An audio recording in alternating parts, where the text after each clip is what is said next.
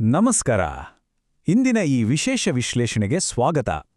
ಇವತ್ತು ನಾವು ಬಾಲ್ಯದಲ್ಲಿ ಕೇಳಿದ ಅತ್ಯಂತ ಜನಪ್ರಿಯ ಕಥೆಯೊಂದರ ಒಳಹೊಕ್ಕು ನೋಡಲಿದ್ದೇವೆ. ಅದೇ ಸಿಂಹ ಮತ್ತು ಇಲಿ. ಆದರೆ ಇದನ್ನ ಕೇವಲ ಮಕ್ಕಳ ಕಥೆಯಾಗಿ ನೋಡಬೇಡಿ. ಇದರ ಹಿಂದಿರುವ ಮನೋವಿಜ್ಞಾನ, ಆ ಅಧಿಕಾರದ ಆಟ, ವಾವ್, ನಿಜಕ್ಕೂ ಇಂಟ್ರೆಸ್ಟಿಂಗ್ ಆಗಿದೆ. ಒಮ್ಮೆ ಕಲ್ಪಿಸ್ಕೊಳ್ಳಿ, ದಟ್ಟವಾದ ಕಾಡು, ಎಲ್ಲಿ ನೋಡಿದರೂ ಪ್ರಶಾಂತತೆ, ಮತ್ತು ಅಲ್ಲಿ ಪ್ರಾಣಿಗಳ ರಾಜನಾದ ಒಂದು ಬೃಹತ್ ಸಿಂಹ ರಾಜಸಿಕವಾಗಿ ಯಾವ ಯೋಚನೆಯಿಲ್ಲದೆ ಮಲ್ಗಿದೆ. ಸರಿ, ಈಗ ನೇರವಾಗಿ ವಿಷಯಕ್ಕೆ ಬರೋಣ. ಇಲ್ಲಿನ ದೃಶ್ಯವನ್ನೊಮ್ಮೆ ಗಮನಿಸಿ.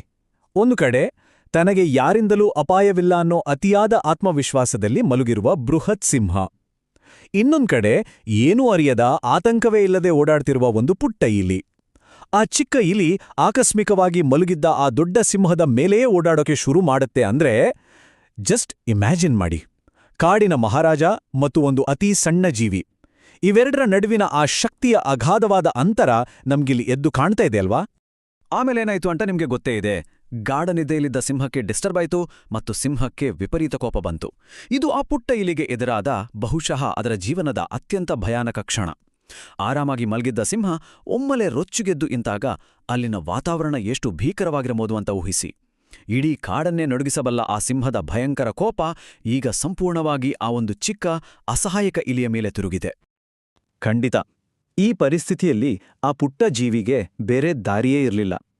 ತೀವ್ರ ಭಯದಿಂದ ನಡುಗ್ತಾ ಅದು ಅವಸರದಿಂದ ತನ್ನ ಪ್ರಾಣಭಿಕ್ಷೆ ಬೇಡ್ತೆ. ಅದು ಹೇಳಿದ ಮಾತುಗಳನ್ನಿಲ್ಲಿ ನೋಡಬಹುದು. ದಯವಿಟ್ಟು ನನ್ನನ್ನು ಬಿಟ್ಟುಬಿಡಿ, ಮುಂದೊಂದಿನ ನಾನು ನಿಮಗೆ ಖಂಡಿತ ಸಹಾಯ ಮಾಡ್ತೀನಿ. ಸ್ವಲ್ಪ ಯೋಚಿಸಿ ನೋಡಿ, ಪ್ರಾಣಾಪಾಯದಲ್ಲಿರುವ ಒಂದು ಅತಿ ಸಣ್ಣ ಜೀವಿ ಕಾಡಿನ ಅತಿದೊಡ್ಡ ಮತ್ತು ಶಕ್ತಿಶಾಲಿ ಪ್ರಾಣಿಗೆ ನಾನು ನಿನಗೆ ಸಹಾಯ ಮಾಡ್ತೀನಿ ಅಂತ ಭರವಸೆ ಕೊಡ್ತಾ ಇರೋದು. ಮೇಲ್ನೋಟಕ್ಕೆ ಇದು ಎಂಥ ಅಸಾಧ್ಯವಾದ ವಿಪರ್ಯಾಸದ ಮಾತಲ್ವಾ? ಈಗ ಇಲ್ಲಿ ನಿಜವಾಗಿಯೂ ಗಮನಿಸಬೇಕಾದ ಅತ್ಯಂತ ಆಸಕ್ತಿದಾಯಕವಾದ ಅಂಶ ಅಂದ್ರೆ ಆ ಸಿಂಹದ ಪ್ರತಿಕ್ರಿಯೆ. ಸಿಂಹ ಜೋರಾನ ನಕ್ಕು ಇಲಿಯನ್ನ ಬಿಟ್ಟುಬಿಡ್ತು. ಹೌದು, ಸಿಂಹ ಇಲಿಯನ್ನ ಕೊಂದಿಲ್ಲ ಅನ್ನೋದು ನಿಜ. ಆದರೆ ಈ ಕರುಣೆ ಎಲ್ಲಿಂದ ಬಂತು ಅಂತೀರಾ? ಇದು ಅಹಂಕಾರ ಮತ್ತು ತನ್ನ ಅಗಾಧ ಬಲದ ಮೇಲಿದ್ದ ಅತಿಯಾದ ಗರ್ವದಿಂದ ಬಂದಂಥ ಪ್ರತಿಕ್ರಿಯೆ.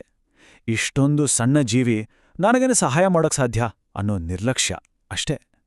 ಇಲ್ಲಿಯ ಆ ಮುಗ್ಧ ಭರವಸೆ ಆ ಬೃಹತ್ ಸಿಂಹಕ್ಕೆ ಕೇವಲ ಒಂದು ದೊಡ್ಡ ಜೋಕ್ ಥರ ಕಂಡಿತ್ತು. ಕೆಲವು ದಿನಗಳ ನಂತರ ಕಥೆಯಲ್ಲಿ ಒಂದು ಅನಿರೀಕ್ಷಿತ ತಿರುವು ಎದುರಾಗುತ್ತೆ. ಅದೇ ಸಿಂಹ ಬೇಟೆಗಾರನ ಬಲೆಗೆ ಸಿಕ್ಕಿಬೀಳುತ್ತೆ. ಇಲ್ಲಿ ಆ ಅಧಿಕಾರ ಮತ್ತು ಶಕ್ತಿಯ ಸಮತೋಲನ ಕೇವಲ ಒಂದೇ ಒಂದು ಕ್ಷಣದಲ್ಲಿ ಹೇಗೆ ತಲೆಕೆಳಗಾಗುತ್ತೆ ಅನ್ನೋದನ್ನ ನಾವು ಸ್ಪಷ್ಟವಾಗಿ ಕಾಣಬಹುದು. ಕಾಡಿನ ರಾಜನೇ ಆಗಿರ್ಲಿ, ಎಷ್ಟೇ ಬಲಶಾಲಿಯಾಗಿರ್ಲಿ, ಆ ಸಿಂಹ ಈಗ ಬೇಟೆಗಾರನ ತಂತ್ರಕ್ಕೆ ಬಲಿಯಾಗಿ ಬಲೆಯಲ್ಲಿ ಸಂಪೂರ್ಣ ಅಸಹಾಯಕವಾಗಿ ಸಿಲುಕ್ಕೊಂಡಿದೆ. ಇದು ನಮ್ಮ ಶಕ್ತಿ ಮತ್ತು ದೌರ್ಬಲ್ಯಗಳು ಎಷ್ಟು ಬೇಗ ಅದಲುಬದಲಾಗಬಹುದು ಅನ್ನೋದಕ್ಕೆ ಒಂದು ಅದ್ಭುತವಾದ ನಿದರ್ಶನ. ತನ್ನ ಎಷ್ಟೇ ದೈಹಿಕ ಬಲವನ್ನ ಉಪಯೋಗಿಸಿದ್ರೂ ಆ ಬಲೆಯನ್ನ ಹರಿಯೋಕೆ ಆಗದೆ ಸಿಂಹ ಜೋರಾಗಿ ಗರ್ಜಿಸೋಕೆ ಶುರು ಮಾಡುತ್ತೆ. ಆದರೆ ಈ ಗರ್ಜನೆಯನ್ನ ನಾವು ಅದರ ಶಕ್ತಿ ಅಥವಾ ಅಧಿಕಾರದ ಪ್ರದರ್ಶನ ಅಂತ ಖಂಡಿತ ಅಂದ್ಕೊಳ್ಬಾರ್ದು. ಬದಲಾಗಿ ಅದು ಸಂಪೂರ್ಣ ಅಸಹಾಯಕತೆ ಮತ್ತು ವಿಪರೀತ ಭಯದಿಂದ ಹೊರಹೊಮ್ಮಿದ ಆಕ್ರಂದನ. ತನ್ನ ಪ್ರಾಣ ಉಳಿಸ್ಕೊಳ್ಳೋಕೆ ಯಾರಾದರೂ ಸಹಾಯ ಸಿಗ್ಬೋದಾ ಅಂತ ಬೇಡ್ಕೊಳ್ತಿರುವ ಆ ಗರ್ಜನೆ ಇಡೀ ಕಾಡಿನಲ್ಲೆಲ್ಲ ಪ್ರತಿಧ್ವನಿಸ್ತಾ ಇತ್ತು. ಈಗ ನಾವಿಲ್ಲಿ ಘಟನೆಗಳು ಹೇಗೆ ಒಂದಾದ ಮೇಲೊಂದು ನಡೀತು ಅಂತ ನೋಡೋಣ. ಕೇವಲ ಕೆಲವೇ ನಿಮಿಷಗಳಲ್ಲಿ ಪರಿಸ್ಥಿತಿ ಹೇಗೆ ಬದಲಾಗುತ್ತೆ ಅನ್ನೋದೇ ಇಲ್ಲಿನ ಅಚ್ಚರಿ. ಮೊದಲನೇ ಹಂತ, ಸಿಂಹದ ಆ ದೈನ್ಯವಾದ ಗರ್ಜನೆ. ಎರಡನೇ ಹಂತ, ಆ ಧ್ವನಿಯನ್ನ ಗುರ್ತಿಸಿ ಇಲಿ ತಕ್ಷಣ ಊಡಿಬರುತ್ತೆ.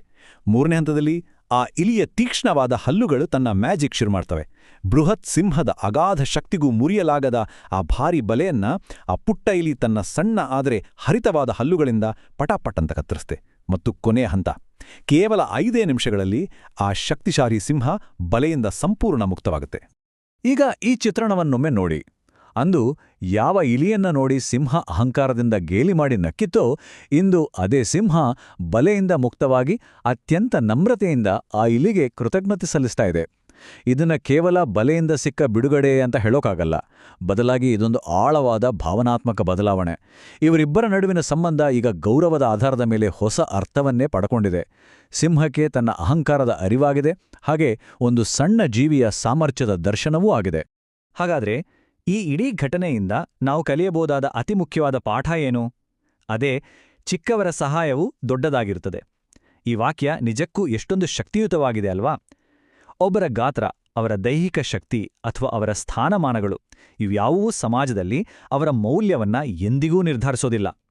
ಸಮಯ ಬಂದಾಗ ಒಂದು ಅತ್ಯಂತ ಚಿಕ್ಕ ಜೀವಿಯೂ ಕೂಡ ಮಹತ್ತರವಾದ ಮತ್ತು ಅಕ್ಷರಶಃ ಜೀವ ಉಳಿಸುವಂತಹ ಸಹಾಯವನ್ನ ಮಾಡಬಲ್ಲದು ಅನ್ನೋ ಆಳವಾದ ಸತ್ಯವನ್ನ ಇದು ನಮಗೆ ಮನವರಿಕೆ ಮಾಡಿಕೊಡುತ್ತೆ.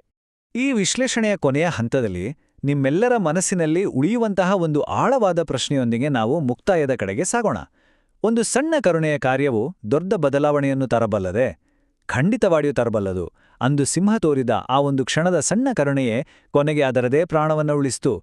ನಾವು ತೋರುವ ಸಣ್ಣ ದಯೆ, ಕರುಣೆ ಭವಿಷ್ಯದಲ್ಲಿ ಅನಿರೀಕ್ಷಿತ ರೂಪಗಳಲ್ಲಿ ನಮಗೆ ಮರಳಿ ಬಂದು ನಮ್ಮನ್ನೇ ಕಾಪಾಡಬಹುದು. ಇದೇ ಸುಂದರವಾದ ಮತ್ತು ಪ್ರಭಾವಶಾಲಿ ವಿಚಾರದೊಂದಿಗೆ ಇಂದಿನ ಈ ವಿಶ್ಲೇಷಣೆಯನ್ನ ಮುಕ್ತಾಯಗೊಳಿಸೋಣ.